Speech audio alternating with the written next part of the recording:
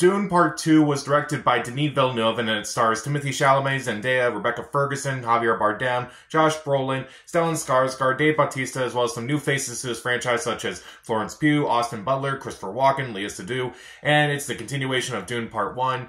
In this movie, Paul and his mother Jessica are hiding out with the Fremen. They're going to take down the Harkonnens and basically try to take control of the planet Arrakis and everything. So this is a movie that I was definitely looking forward to. I was looking forward to it when it was announced. I was looking forward to it when it was in development and was supposed to come out last year, but then when it got delayed, I was definitely looking forward to it now. And I did really like the first Dune movie for the most part, and as much so, I actually put it as my favorite movie of 2021. Looking back on it, I don't know if I would say it's one of my favorite movies of 2021. Maybe not the best. I still like it overall, but I definitely feel like it's definitely a part one movie. And there are kind of a few issues where it's like, it feels like half a movie rather than a full movie. With Dune Part 2, it is the full movie, basically. And I do think Dune Part 2 actually is really good. And I think there are times where it's actually better than Dune Part 1. So let's start off with what I do like in this movie. I do think the acting is better here in this movie because I feel like now they kind of have like more time to like actually, develop their characters and such as Timothée Chalamet, Rebecca Ferguson, even Dave Bautista is a little bit better in this movie. Zendaya is really good in this movie. I think she's the scene stealer of this movie. She's fantastic in this movie, and especially kind of seeing like how they kind of like take her new arc for the movie, which, wasn't in the book at all. I do think the arc works, but I'll talk about that later on. Among the new cast, the person who really impressed me the most was Austin Butler. Like, he doesn't appear until about an hour into the movie, but his version of Fade Rotha is terrifying. It is a performance where I'm like, I actually didn't recognize him as Austin Butler. I did not realize that was the guy who played Elvis 2 years ago. That is creepy. That is insane. That was a really good performance. Considering that in Dune, the original one by David Lynch, I didn't think the villains were great by any means, but they were at least comically laughable. At least like Sting as the villain kind of made me laugh. Here, these villains I would actually be kind of more terrified of, if I'm being honest. Meanwhile, let's talk about the production values of Dune, which are just incredible. The visual effects, the sandworms themselves are just incredible. The production design is really fascinating. Again, I kind of just want to see what this world is like, kind of like see like all these different places like where the story takes place. It's just fantastic. The cinematography by Greg Fraser is once again fantastic. The score done again by Hans Zimmer is just epic in every sense of the word. And I think a lot of people kind of complained about the first Dune movie, that it didn't really have a lot of action. It was just mostly just, talking and such. And you'd kind of be right about that. And Dune Part 2 also does have a lot of talking in it. But there are a lot more action sequences in this movie, and there are really good action sequences. Like the first time Paul rides a sandworm.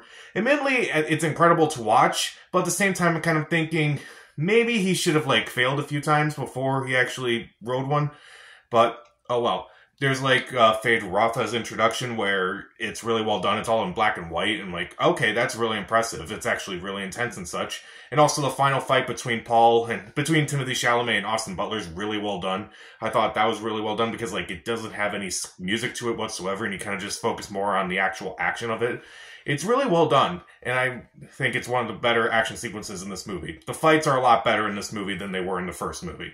And I do think a lot of the themes are also very interesting, kind of about how, like, they kind of, like, take the whole concept of Paul being, like, the savior, basically being the Messiah and such.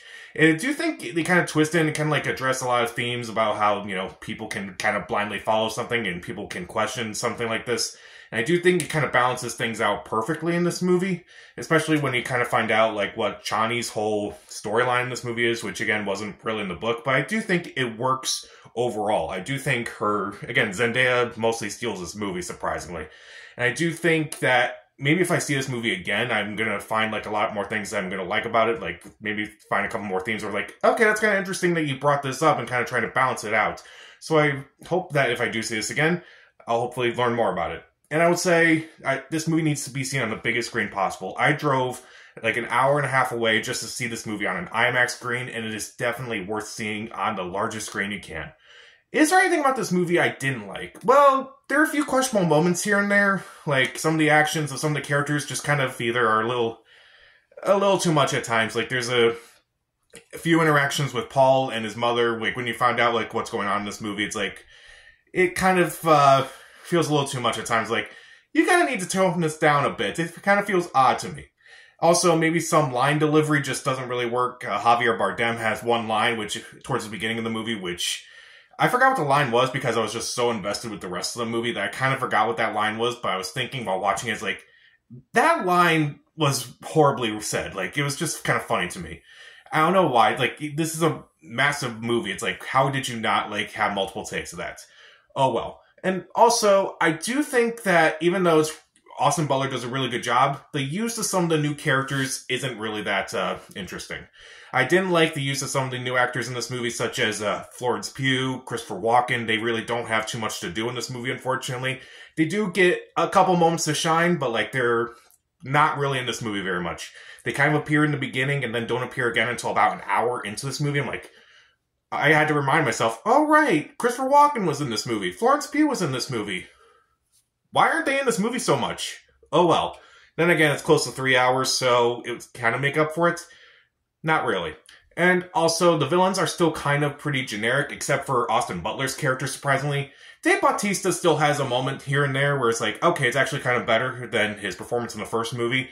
And Stellan Skarsgård, I still didn't think he was that intimidating of a villain, if I'm being honest. But in terms of, like, visual effects, production design, cinematography, and score, this movie is epic in every sense of the word. The acting is a lot better than the first Dune movie. I do think there are a lot more interesting themes than there were in the first movie. And I do think even though there are some changes from the book in this movie, they still work overall. And I do think that the action is really good. I do think the themes are really good. And again, I feel like this movie needs to be seen on the largest screen possible. If you can try to seek it out, I definitely would. Even though I had some problems with some character actions and some moments where I'm like, did you really need to do it in that way? And also, the use of some of the actors in this movie, I would still definitely recommend this. Again, on the largest screen you can, that's kind of the only way to see a movie like this. I'll give Dune Part 2 3.5 out of 4 stars. See it. So, what's your favorite sci-fi movie franchise? Comment down below, subscribe to the channel. This is Pat. Stay safe.